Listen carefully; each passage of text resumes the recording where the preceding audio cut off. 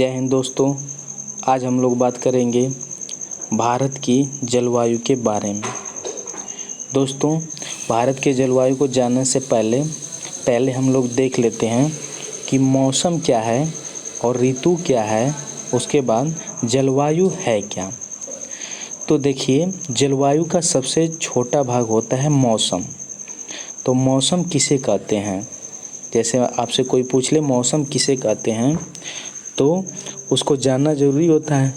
तो देखिए, वायुमंडल में अचानक होने वाले परिवर्तन को मौसम कहते हैं। जैसे मान लीजिए आप रात में सोए हैं और मौसम साफ़ है, थोड़ी सी गर्मी बढ़ी हुई है और सुबह होते ही अचानक बारिश होने लगे तो मौसम ठंडा हो गया। तो जैसे मतलब आप नहीं कहते हैं कि मौसम ठंडा हो गया, आप तो ये नहीं कहते कि जलवायु ठंडा हो गया, आप कहते हैं मौसम ठंडा हो गया।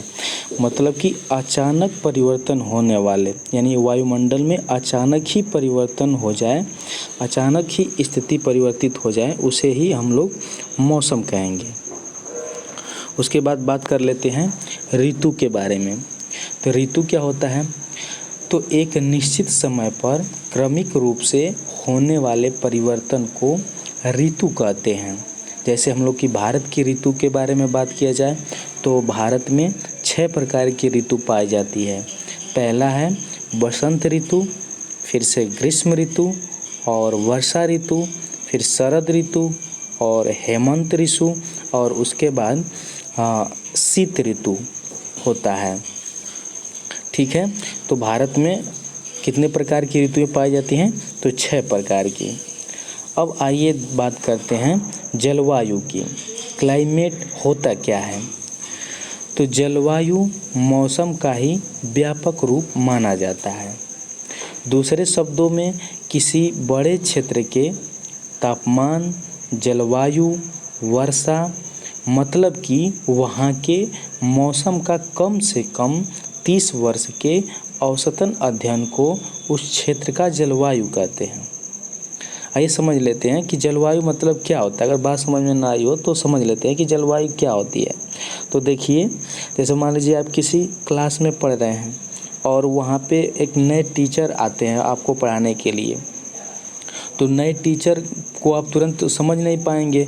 अब नए टीचर कुछ दिन पढ़ाएंगे तो उनके हाव भाव को देखेंगे कि वो कब गुस्सा करते हैं, कब आराम से बात करते हैं, कब वो खुश रहते हैं, कब नहीं मारेंगे आपको। तो इस सारी चीज़ों को मतलब कि कुछ समय लगता है उनको उनके बारे में जानने के लिए। तो वैसे ही जलवायु है।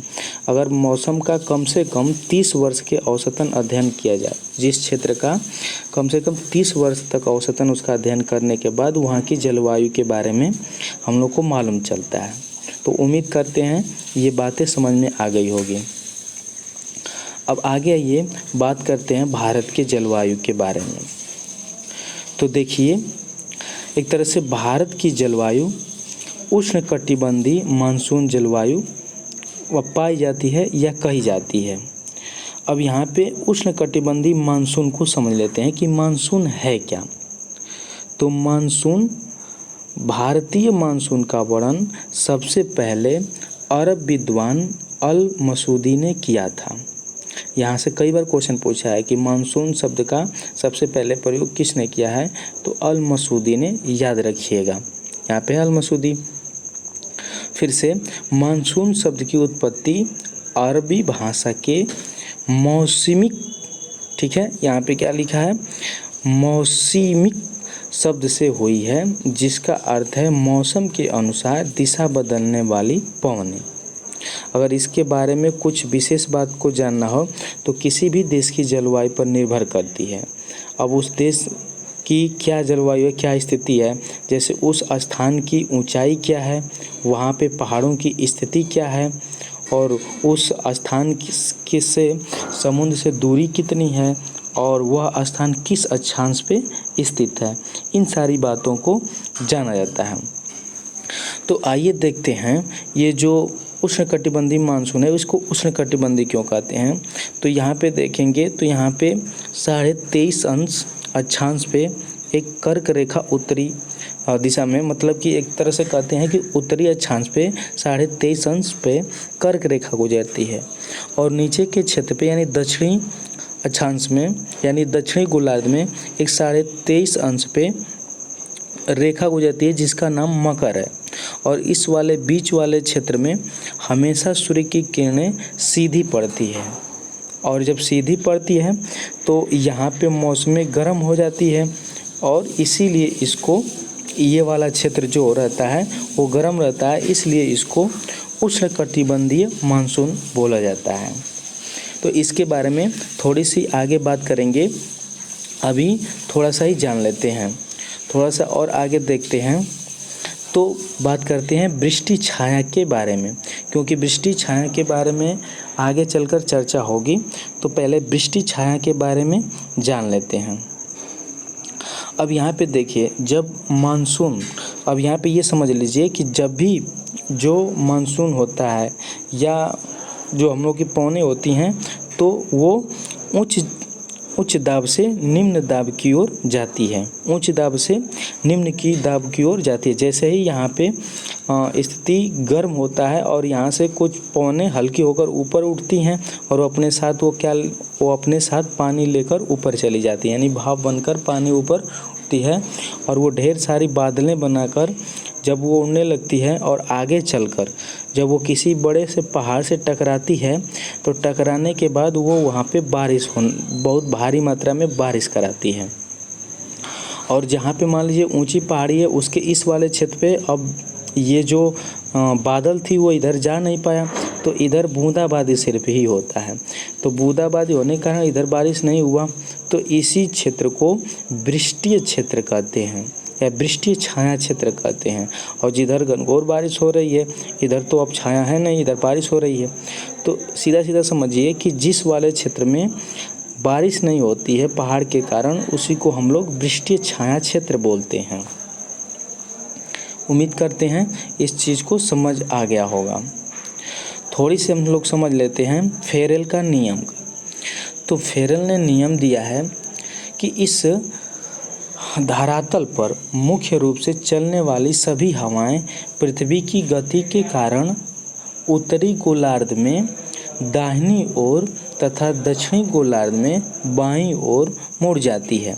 जैसे मान लीजिए ये पृथ्वी है, इसके बीच से भूमध्य रेखा गुजरता है और यहाँ से जो हवाएं होती हैं, जैसे मान लीजिए ये उत्तर की ओर जा रही हैं, तो उत्तर वाली जो हवाएं होंगी वो अपने दाहिनी ओर मुड़ेगी। अब मान लीजिए आपका मुंह इधर होगा उत्तर की तरफ, तो किधर मुड़ेगी?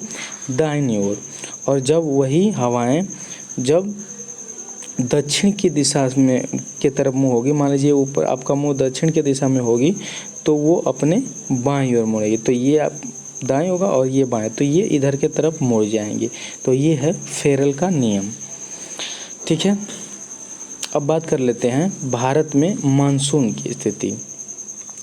तो भारत में मानसून जून के पहले सप्ताह में आता है। ऐसे माना जाता है कि जून के पहले तारीख को भारत में मानसून आ जाता है और केरल के मालाबार तट से टकराकर यह पूरे भारत में 15 जुलाई तक फैल जाता है। अब आइए इसको देख लेते हैं। जैसे अभी उस चीज़ को समझे हैं कि जो 23.5 अंश उत्तरी अक्षांश पे जो रेखा जाती है उसको कर्क रेखा कहते हैं, और 23.5 अंश दक्षिण अक्षांश पे जो रेखा गुजरती है उसको मकर रेखा कहते हैं। और इसके बीच में सूर्य की जो किरणें होती हैं वो सीधी पड़ती हैं, और इस बीच में महासागर है जिनको हम हिंद महासागर कहते हैं। और हिंद महासागर में जो पानी होता है वो अब क्या होता है, गर्म होकर वो ऊपर उठता है, और इसी वाले क्षेत्र में हम लोग का ये भारत भी पड़ता है।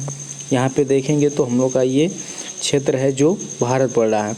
और यहाँ पे जब ये पानी ऊपर भाप बनकर उड़ेगा और ये बादल का रूप लेगा और यहाँ पे देखेंगे तो पहाड़ी होती है उसी से टकराएगा। तो उस चीज़ को आगे समझ लेते हैं। बस इतना समझिए पहले ये वाला जो पेज है उसमें ये समझिए कि बस भारत में 1 जून या मान लीजिए कि जून के पहले सप्ताह में मानसून आता है और पूरे भारत में 15 जुलाई तक फैल जाता है। ठीक है, अब बात कर लेते हैं भारत में मानसून। तो यहाँ पे देखिए भारत में मानसून आता है दक्षिणी पश्चिमी दिशा से और जून के पहले सप्ताह में सबसे पहले केरल के मालाबार तट दक्षिणी पश्चिमी मानसून 2 शाखाओं में बढ़ जाता है, एक अरब सागर की शाखा और एक बंगाल खाड़ी की शाखा। तो पहले इसको समझिए। मान लीजिए ये चतुर्थांश है, इसको उत्तर, इसको दक्षिण और इसको पूर्व और इसको पश्चिम कहेंगे। तो जो मानसून बनता है वो इस वाले क्षेत्र से बनता है। अब इस चीज़ को समझिए। यहाँ पे कई सारे पहाड़ियाँ हैं, जैसे नीलगिरी की पहाड़ी, अन्नामलाई की पहाड़ी, ये सारी पहाड़ियाँ हैं इधर। तो यहाँ से मानसून गर्म होकर उठेगा, भाप बनेगा और इस वाले पहाड़ी से, नीलगिरी या अन्नामलाई की पहाड़ी से टकराएगा और ये जो मानसून है 2 दिशाओं में बढ़ जाएगा, जिसको इधर अरब सागर की मानसून कहेंगे और इसे बंगाल की खाड़ी की मानसून कहेंगे, जो इधर जाएगा। ठीक है, तो इस चीज़ को और आगे समझ लेते हैं। तो पहले भारत में कई सारे पहाड़ियाँ हैं, उनके बारे में थोड़ा देख लेते हैं। जो अरब सागर की शाखा है उसके बारे में, तो वो भारत में जाकर कैसे बारिश कराती है। तो यहाँ पे देखेंगे तो इसको बोलते हैं पश्चिमी घाट की पहाड़ियाँ, इधर नीलगिरी की पहाड़ी और अन्नामलाई, इसको समझ लीजिए। फिर ये पूर्वी तट की पहाड़ियाँ हैं इधर, और ये है जो झारखंड में है, तो झारखंड में पारसनाथ की जो पहाड़ियाँ बोली जाती है, इधर नागालैंड में नागा पहाड़ी, फिर मिजोरम में मिजो पहाड़ियाँ हैं, और उसके बाद मणिपुर में पटकाई पहाड़ियाँ। फिर ये वाला क्षेत्र जो आपको दिख रहा है, ये वाला है मेघालय, जो मेघालय में गारो खासी की पहाड़ियाँ हैं। इधर देख लेंगे तो इधर ये गुजरात है, गुजरात में गिरी की पहाड़ियाँ। फिर उसके बाद इधर ये राजस्थान और दिल्ली वाले क्षेत्र में देख लेंगे तो अरावली की पहाड़ियाँ, और इधर ऊपर आपको बृहत्तम हिमालय आपको नज़र आता ही है, जो आपको समझ में आता है, ये पहले से ही आप जानते हैं। तो इन चीज़ को जान लेंगे। इसका जानने का रीज़न है जो आपको अभी समझ में आएगा कि बारिश कैसे होती है। तो अरब सागर की शाखा से समझ लीजिए कि अरब सागर की शाखा सबसे पहले पश्चिमी घाट से टकराकर केरल में वर्षा कराती है, और उसके बाद मानसून गुजरात के पास 3 दिशाओं में मुड़ जाता है। एक शाखा गुजरात की ओर और दूसरी, जैसे मान लीजिए अब यहाँ से मानसून आएगा और यहाँ से टकराएगा, और अरब सागर की हम लोग मानसून के बारे में पढ़ रहे हैं, तो अब ये इधर आएगा, और इधर आने के बाद क्या करेगा, इधर ये गुजरात के पहाड़ी से टकरा जाएगा, और गुजरात के पहाड़ी से टकराकर ये 3 दिशाओं में बढ़ जाएगा। जैसे इधर देखिए मध्य प्रदेश के बीच में ये सतपुरा की पहाड़ी, अरावली और फिर से बिंद की पहाड़ियाँ हैं, इसे टकराएगा और इधर बारिश कराएगा। फिर उसके बाद इधर अरावली की पहाड़ी से टकराकर इधर बारिश कराएगा, और फिर ऐसे ही आगे बढ़ जाएगा, और उसके बाद ये इधर हिमालय वाले पहाड़ियों से टकराएगा, और उसके बाद इधर बारिश कराएगा। अब यहाँ पे ऊंची ऊंची पहाड़ी होने के कारण इधर लेह में इधर जा नहीं पाएगा, तो वृष्टि छाया क्षेत्र हो जाएगा। तो इसलिए लद्दाख में या लेह में बारिश होएगी नहीं, तो इसलिए वहाँ पे कम बारिश होगी। तो ये चीज़ें समझ में आ गई होगी कि इधर नीचे से मानसून बनकर केरल के मालाबार तट से टकराएगा, उसके बाद अरब सागर की तरफ मुड़ेगा, फिर नीलगिरी की गिरी की पहाड़ियों से टकराकर 3 दिशाओं में बढ़ जाएगा, जो इधर मध्य प्रदेश वाले क्षेत्र में सतपुड़ा और बिंद की पहाड़ी से टकराकर इधर बारिश कराएगा, और फिर इससे दिल्ली, पंजाब और हरियाणा वाले क्षेत्र में इधर अरावली पहाड़ी से टकराकर बारिश कराएगा, और उसके बाद ऐसे ही आगे मानसून निकलते हुए फिर से ये हिमालय वाले पहाड़ी से टकराकर इधर बारिश कराएगा। ठीक है, तो ये चीज़ें समझते हैं कि आपको समझ में आ गई होगी। अब आइए देखते हैं बंगाल की खाड़ी वाली शाखा। तो इधर जब मानसून इधर टकरा रहा था, तो इधर एक अरब सागर में जा रहा था, तो बंगाल की खाड़ी तरफ जा रहा था। तो ये देखिए बंगाल की खाड़ी तरफ जाएगा तो ये सीधा मेघालय की तरफ टकराएगा, और फिर से इधर जो ये क्षेत्र है जिसको हम लोग बोलते हैं झारखंड, तो झारखंड में पारसनाथ की पहाड़ी से टकराएगा, और इसे टकराकर फिर से ये वाला क्षेत्र इधर आएगा, और ये झारखंड, बिहार और उत्तर प्रदेश के क्षेत्र में भारी बारिश कराएगा। और उसके बाद यहाँ पे देखिए जब ये वाला क्षेत्र यहाँ से बंगाल की खाड़ी वाली शाखा आती है, तो ये जो गारो खासी जनजातीय पहाड़ी है उसे टकराएगा और इस वाले क्षेत्र का कीप नुमा आकार है और इसी में मानसून फंस जाता है और फंस जाने के कारण यहाँ पे बारिश कराता है और यहाँ से मानसून निकल भी नहीं पाता है। तो इसलिए यहाँ पे बहुत सबसे ज़्यादा बारिश होती है और भारत में सबसे ज़्यादा बारिश, और भारत में ही नहीं पूरे विश्व में यहाँ सबसे ज़्यादा बारिश होती है, जिसका नाम मानसीराम या चेरापूंजी देता है, जो मेघालय में स्थित है। ठीक है, और ये बात समझ गए। फिर और अंत में अरब सागर वाली शाखा और बंगाल खाड़ी वाली शाखा दोनों मिलकर पंजाब में थोड़ी सी बारिश कराती है। अब जैसे मान लीजिए इधर ये अरब सागर वाली शाखा है और इधर बंगाल की खाड़ी वाली शाखा है, तो इधर वाली जो क्षेत्र है पार्श्वनाथ की पहाड़ी से टकराकर झारखंड, बिहार और उत्तर प्रदेश में बारिश करा रही है, और ये जो अरब सागर वाली शाखा है इधर बारिश करा रही है, और ये आपस में टकराकर अरब सागर वाली और ये बंगाल की खाड़ी वाली दोनों आपस में टकराकर थोड़ा बहुत पंजाब वाले क्षेत्र में भी बारिश कराती हैं। ठीक है, अब बात करते हैं मानसून लौटने का। जब मानसून लौटता है तो भी भारत में थोड़ी बहुत बारिश होती है। जैसे मान लीजिए कि जब मानसून बनकर पूरे भारत में जाता है तो 80% बारिश होती है और लगभग 17% बारिश मानसून लौटते समय होती है, और उसके बाद कुछ बारिश जो बचा हुआ है वो 97 हो गया, यानी 3% बचा हुआ है। तो 3% चक्रवातों के द्वारा भी बता रहे हैं। जो चक्रवात कैसे होता है, तो चक्रवातों द्वारा बारिश होती है। तो मानसून लौटने का समय देखिए, सितंबर के महीने में सूर्य की किरणें विषुवत रेखा सीधी पड़ने लगती है और जिस कारण यहाँ पर वायु का दाब निम्न हो जाता है और इसी कारण भारत में मानसून लौटने लगता है और उड़ीसा और आंध्र प्रदेश में तेज चक्रवात आता है और तमिलनाडु में खूब बारिश होती है। तो जैसे आपसे कई बार पूछा गया ना कि लौटते मानसून कहाँ पे बारिश कराते हैं, तो जैसे देखिए सितंबर के महीने जब सूर्य की किरणें विषुवत रेखा पर पड़ती है तो क्या होता है, वहाँ पे उच्च दाब से निम्न वायु दाब की हो जाती है और इसी कारण भारत से मानसून इधर से लौटने लगता है। और जब इधर से लौटने लगता है तो क्या होता है, उड़ीसा और आंध्र प्रदेश में तेज चक्रवात होता है। ये उड़ीसा है और ये आंध्र प्रदेश है, यहाँ पे उसके क्षेत्र में तेज चक्रवात होता है और यहाँ से फिर से क्या होता है, थोड़ा बहुत पानी ऊपर भाप बन के उड़ता है और ये वाला थोड़ा सा आंध्र प्रदेश के निचली छोर पे, ऊपरी छोर पे नहीं, ऊपरी छोर पे तो चक्रवात होते हैं, निचली छोर पे थोड़ी सी बारिश कराता है और यहाँ से ये तमिलनाडु वाले क्षेत्र में आकर खूब बारिश कराता है, क्योंकि यहाँ पे नीलगिरी और अन्नामलाई की सब पहाड़ियाँ उसे टकराकर ढेर सारी बारिशें कराता है। तो इस चीज़ को याद रखिएगा कि लौटते हुए मानसून कहाँ पे बारिश कराता है, तो तमिलनाडु में। अब देखिए यहाँ के कुछ मुख्य पॉइंट हैं जिनको आपको याद रखना है। जैसे लौटते मानसून की दिशा उत्तर पूर्व होगी, क्योंकि इधर लौटते मानसून, अभी ऐसे मान लीजिए ग्राफ है तो ये उत्तर और पूर्व है ना, तो इधर से ही बारिश आएगी। अभी यहाँ से चक्रवात होगा, ये तमिलनाडु में आकर कराएंगी, तो लौटते मानसून की दिशा उत्तर पूर्व होगी और सबसे अधिक बारिश तमिलनाडु में कराएगी। इस बात को याद रखिएगा। और फिर भारत में सबसे अधिक बारिश मानसीराम में होगी। क्योंकि वहाँ पे कीप नुमा आकृति बन जा रही है, जिससे मानसून उसमें फंस जा रहा है और बारिश करा रहा है। और सबसे कम बारिश लेह में होगी, इसको याद रखिएगा, क्योंकि वहाँ पे क्या बन रहा था, वृष्टि छाया प्रदेश बन जा रहा था। क्योंकि यहाँ पे ऊंची ऊंची पहाड़ी है तो इधर मानसून जा नहीं पाएगा और इधर बारिश नहीं होगी। ठीक है, तो इस तरह से इस बात को याद रखिएगा।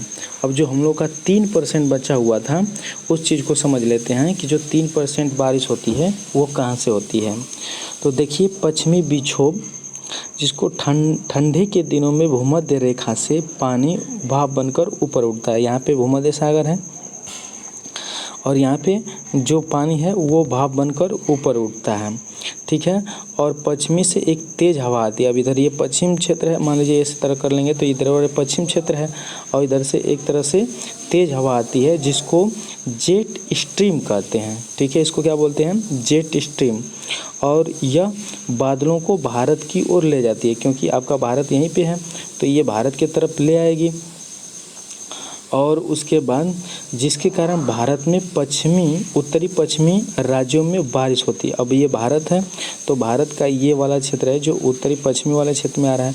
अब यहाँ से ये पश्चिमी जिसको जेट स्ट्रीम बोल रहे हैं वो आएगी यहाँ से यहाँ से पानी लेकर आएगी और यहाँ वाले क्षेत्रों में क्या कराएगी, बारिश कराएगी। ठीक है, और पंजाब हरियाणा में बारिश होती है और जम्मू कश्मीर उत्तराखंड हिमाचल प्रदेश में बर्फ़बारी होती है, क्योंकि इस समय क्या है, ठंडे वाला मौसम है। ठीक है, और पंजाब में इस बारिश को रबी की फसल का टानिक और राजस्थान में होने वाली वर्षा को मावट कहते हैं। ठीक है, तो कई बार क्वेश्चन यहाँ से बना है कि पंजाब में किस बारिश को रबी का फसलों की टानिक बोला गया है। तो याद रखिएगा, जो भूमध्य सागर से भाप बनकर यानी ऊपर उठती है, यानी उसको कह सकते हैं पश्चिमी से जो तेज़ हवाएं आती हैं, या जेट स्ट्रीम कभी कभी विकल्प में दिया जाता है, तो इसको याद रखिएगा। ठीक है, अब थोड़ी सी बात कर लेते हैं आम्र वर्षा किसे कहते हैं। तो ये सीधा सीधा समझ लीजिए कि मार्च और अप्रैल के महीने में मानसून आने से पहले बिहार और पश्चिम बंगाल में कुछ वर्षा देखने को मिलती है, और जो आम की फसलों के लिए काफ़ी उपयुक्त होती है, और इसी को आम्र वर्षा कहते हैं। ठीक है, तो इसमें है कुछ नहीं, बस ये याद रखना है कि मार्च और अप्रैल में जो बारिश होती है वो आम के फ़ायदे के लिए बहुत उपयोगी मानी जाती है, इसलिए इसको आम्र वर्षा कहते हैं। ठीक है, और ये मार्च अप्रैल में होती है। अब यहाँ पे हम लोग का थ्योरी सेक्शन कंप्लीट होता है। अब आते हैं प्रीवियस ईयर के क्वेश्चन पे, देख लेते हैं प्रीवियस ईयर का क्वेश्चन क्या क्या है। जैसे देखिए, पहला क्वेश्चन है, भारतीय मानसून का वर्णन सबसे पहले किस अरब विद्वान द्वारा किया गया है। तो यहाँ पे देखिए कौन किया था, तो अल मसूदी ने, यानी ऑप्शन नंबर बी सही होगा। फिर अगला क्वेश्चन है, मानसून किस भाषा का शब्द है। तो मानसून किस भाषा का शब्द है, तो अरबी भाषा का शब्द है, यानी option number A. Next question है, निम्नलिखित में से कौन सा एक सबसे सूखा स्थान है। मुंबई, दिल्ली, लेह, बेंगलुरु। तो कौन सा हो जाएगा, लेह, क्योंकि लेह क्या होता था, एक वृष्टि छाया प्रदेश हुआ करता था। अब अगला क्वेश्चन की बात करते हैं, भारतीय मानसून का वर्णन सबसे पहले किस अरब वो सेम क्वेश्चन रिपीट हो रहा है। नेक्स्ट क्वेश्चन पे बात करेंगे, दक्षिणी पश्चिमी मानसून निम्न में से किस प्रदेश में सर्वप्रथम प्रवेश करती है। तो जो दक्षिणी और पश्चिमी मानसून है, तो सर्वप्रथम किस राज्य में प्रवेश करेगी। अब जैसे मान लीजिए ये वाला हो गया मैप, और ये हो गया दक्षिणी और पश्चिमी, तो किस वाले क्षेत्र पे बारिश प्रवेश करेगी, तो केरल के मालाबार तट से टकराएगी, यानी केरल में। ठीक है, नेक्स्ट क्वेश्चन है, देश के किस भाग में मानसून के अरब सागर एवं बंगाल की खाड़ी दोनों ही शाखाओं से बारिश होती है। तो उस तरह से तो सबसे ज़्यादा बारिश बिहार और उत्तर प्रदेश झारखंड वाले क्षेत्र में होता है, लेकिन थोड़ी सी बारिश पंजाब में भी होती है। तो इस तरह से यहाँ पे अगर तीनों एक ही में दिया रहता तो उसको सही मारते, लेकिन वो तीनों नहीं दिया, तो इस तरह से पंजाब को लगाएंगे। ठीक है, फिर अगला क्वेश्चन है, भारत के उत्तर पश्चिमी भाग में शीतकालीन वर्षा का कारण क्या है। तो जो भारत में उत्तर पश्चिम भाग में शीतकालीन का वर्षा क्या है, तो वो है पश्चिमी विक्षोभ। क्या है, ऑप्शन नंबर सी, पश्चिमी विक्षोभ। नेक्स्ट क्वेश्चन की बात करते हैं। तो अगला क्वेश्चन है, मानसीराम और चेरापूंजी में अधिक वर्षा होती है क्योंकि यहाँ पे निम्न दाब रहता है, यहाँ पर सदा भाप भरी हवाएं चलती है, यहाँ वर्ष भर वर्षा होती रहती है, यहाँ की पहाड़ियाँ कीप की आकृति होती है। तो क्या सही होगा, ऑप्शन नंबर डी, यहाँ की पहाड़ियाँ कीप की आकृति होती है। जो गारो खासी जयंतिया की पहाड़ी बोली जाती है, वहाँ पे मानसून फंसकर क्या करेगा, ढेर सारी बारिश कराएगा। नेक्स्ट क्वेश्चन है, आम्र वर्षा क्या है। आमों की बौछार, आम का टपकना, बिहार एवं बंगाल में मार्च एवं अप्रैल में होने वाली वर्षा, आम्र की फसल। तो ऑप्शन नंबर सी, बिहार एवं बंगाल में मार्च एवं अप्रैल में होने वाली वर्षा को ही आम्र वर्षा कहते हैं। नेक्स्ट क्वेश्चन है, निम्नलिखित में से किस राज्य में दक्षिण पश्चिम मानसून से वर्षा नहीं होती? तो किससे नहीं होती? क्योंकि तमिलनाडु में जो पहाड़ी है उसी से टकराकर वहाँ पे आगे वाला क्षेत्र जो ऐसे बना हुआ ये क्षेत्र था, और ये यहाँ पर पड़ता ऊंची ऊंची पहाड़ियाँ हैं जो इससे टकराकर इधर मानसून चला जाता है और इधर चला जाता है। इधर बारिश नहीं हो पाती क्योंकि वृष्टि छाया प्रदेश हो जाता है। ठीक है, तो कौन सा ऑप्शन हो जाएगा? बी, तमिलनाडु। नेक्स्ट क्वेश्चन है, भारत की सर्वाधिक वर्षा मुख्यतः प्राप्त होती है उत्तर पूर्वी मानसून से, वापस होती मानसून से, दक्षिणी पश्चिमी मानसून से और संवहनीय वर्षा से। तो ऑप्शन नंबर सी, दक्षिणी पश्चिमी मानसून से। नेक्स्ट क्वेश्चन है, दक्षिणी पश्चिमी मानसून काल में निम्नलिखित स्थानों में से सबसे कम वर्षा कहाँ होती है? कोलकाता, मैंगलोर, चेन्नई, दिल्ली। तो कहाँ पे होगी? चेन्नई, क्योंकि चेन्नई कहाँ पड़ता है? तमिलनाडु में। ठीक है, नेक्स्ट क्वेश्चन है, जम्मू कश्मीर में होने वाली शीतकालीन वर्षा का कारण कौन सा है? लौटता मानसून, पश्चिमी विक्षोभ, स्थानीय पवन, शीतकालीन मानसून। तो कौन सा हो जाएगा? ऑप्शन नंबर बी, पश्चिमी विक्षोभ, क्योंकि इधर अरब सागर से जो पवनें आएंगी और वो बारिश कराएंगी भारत के। ठीक है, तो इस तरह से ऑप्शन नंबर बी। तो यहाँ पे क्वेश्चन समाप्त होता है। दोस्तों, वीडियो कैसी लगी कमेंट बॉक्स में ज़रूर लिखें, और लाइक एंड सब्सक्राइब नहीं किए हैं तो अवश्य कर लें। थैंक यू, धन्यवाद।